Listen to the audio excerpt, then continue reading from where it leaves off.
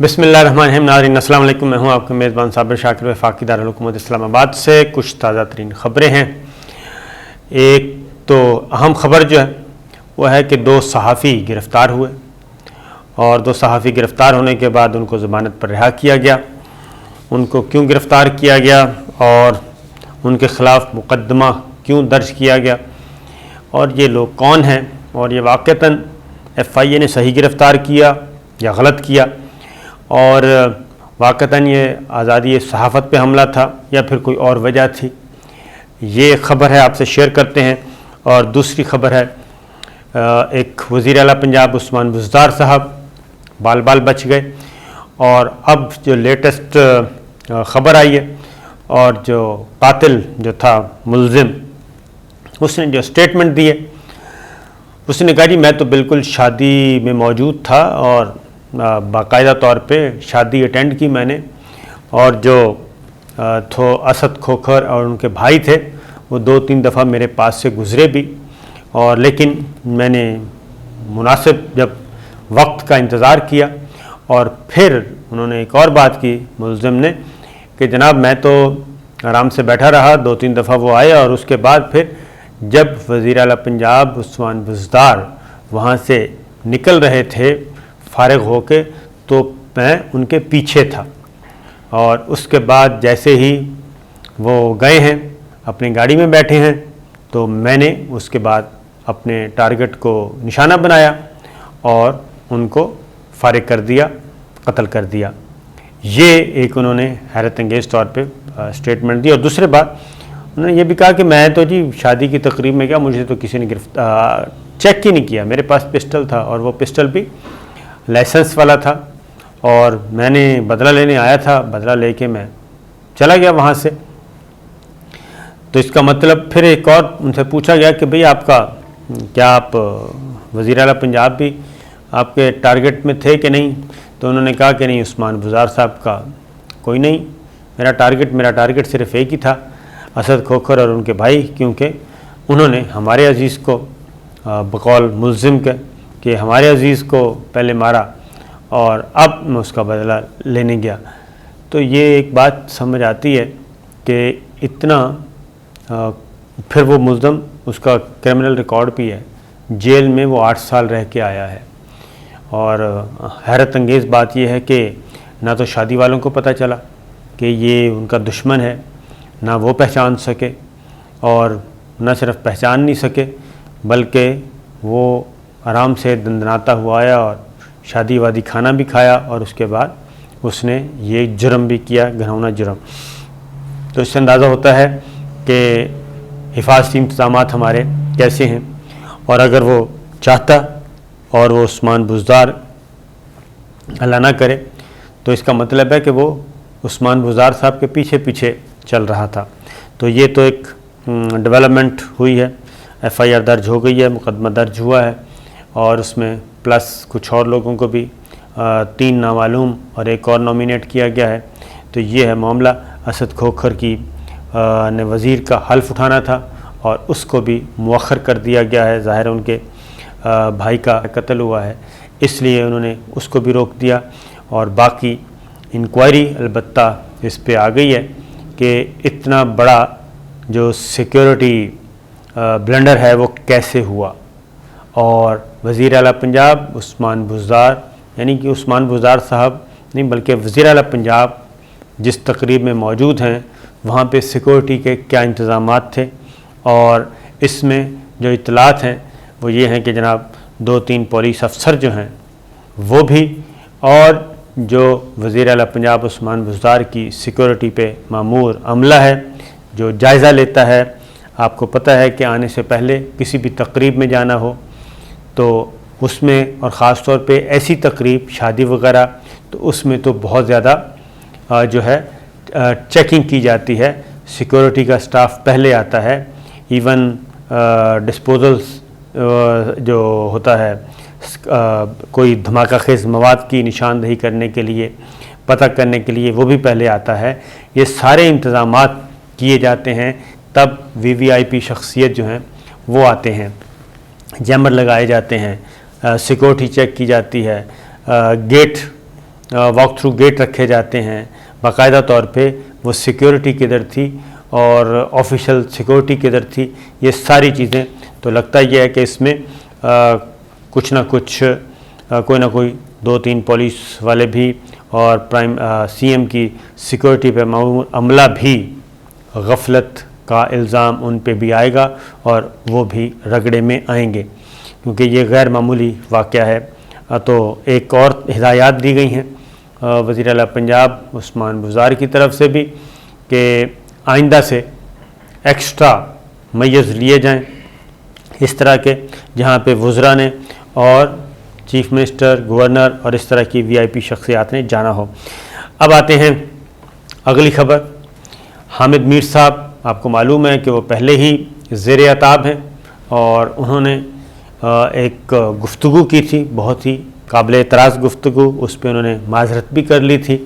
اس قدر قابل اعتراض گفتگو تھی عسکری قیادت کے بارے میں، لیکن اس پہ انہوں نے پھر معذرت کی۔ درمیان میں میڈیا آرگنائزیشنز آئیں، انہوں نے باقاعدہ طور پہ تحریری طور پہ جاری کیا گیا، لیکن وہ ابھی تک اپنا پروگرام جو کرتے تھے کیپٹل ٹاک، وہ ابھی تک نہیں کر پا رہے اور وہ آف ایئر ہیں، اور ان کے جس آرگنائزیشن میں وہ کام کرتے تھے انہوں نے ان کو آف ایئر کیا ہوا ہے اور ان کی جگہ پہ پروگرام جو کر رہے ہیں وہ منیب کر رہے ہیں۔ ابھی یہ سلسلہ چل ہی رہا تھا، کافی عرصہ ہو گیا ان کو، وہ آف ایئر ہیں اور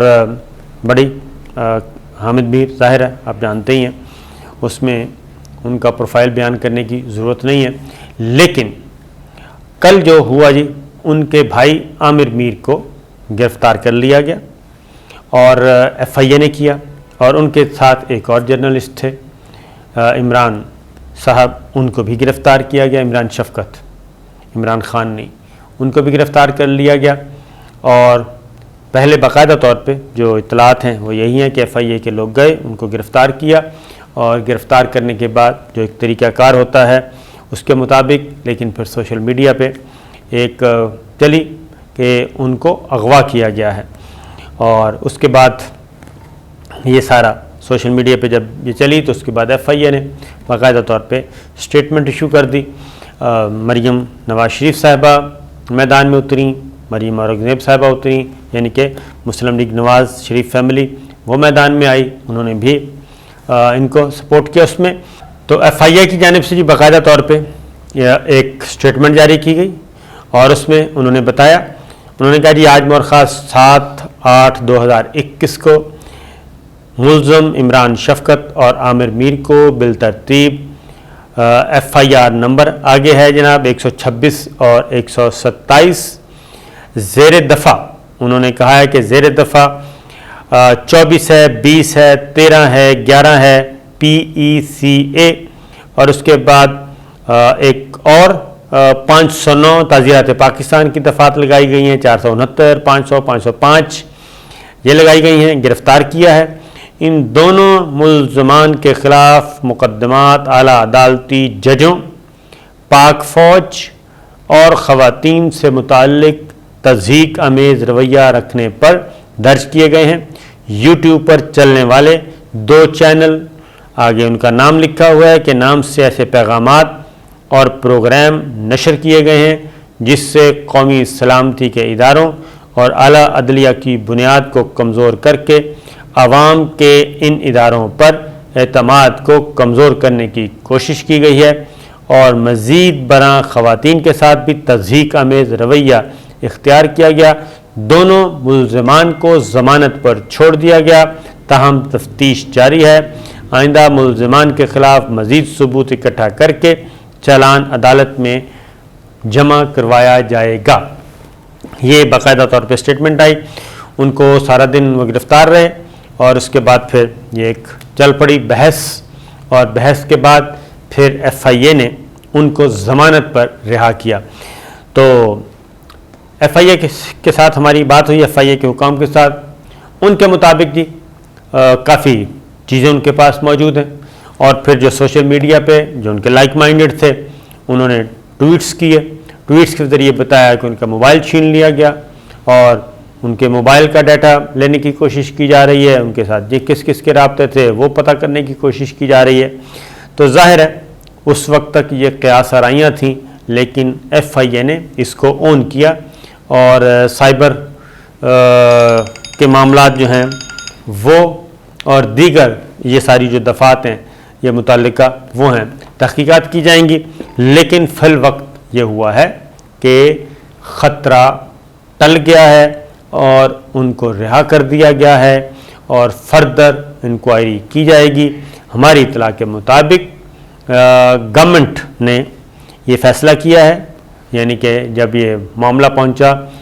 وفاقی سطح پہ وزارت داخلہ اور وزیر اعظم عمران خان تک یہ معاملہ پہنچا، تو اس کے بعد یہ پھر بات ہوئی اور اس کے نتیجے میں انہوں نے کہا کہ جب تک آپ کے پاس مکمل طور پہ چالان مکمل طور پہ تیار نہیں ہو جاتا اور اس وقت تک اس معاملے کو آپ رکھیں۔ اب جو ہمارے پاس اطلاعات ہیں وہ یہی ہیں کہ FIA جو ہے وہ انویسٹیگیٹ کرے گی اور انویسٹیگیشن کرنے کے بعد مزید ثبوت اکٹھا کرے گی اور اس دوران جو ایک چاہیے ہوتی ہیں سالڈ پروفس اور کیا کہنا چاہیے فورینزک کروایا جائے گا کچھ چیزوں کا، اور اس طریقے سے کروانے کے بعد پھر یہ معاملہ دوبارہ آئے گا عدالت میں اور اس کو کیا کہنا چاہیے چھوڑا نہیں جائے گا اس معاملے کو، اس کو بلکہ اس FIR کو آگے اس کو منطقی انجام تک جسے کہتے ہیں وہ پہنچایا جائے گا۔ وہ ہر دو صورتیں ہو سکتی ہیں، اگر جرم ثابت ہوتا ہے تو چلان کریں گے، ورنہ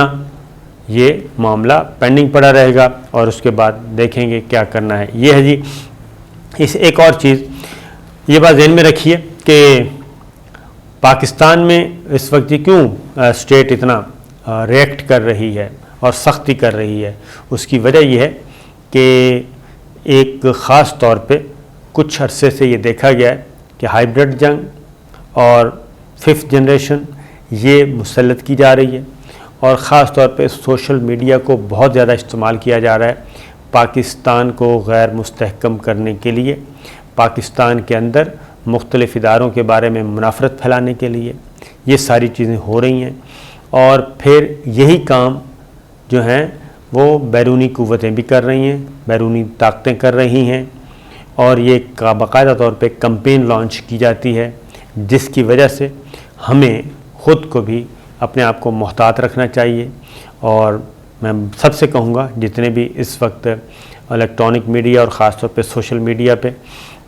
جنہوں نے اپنا کام شروع کیا ہوا ہے، وخواہ یوٹیوب پہ ہیں، فیس بک پہ ہیں، ٹویٹر پہ ہیں،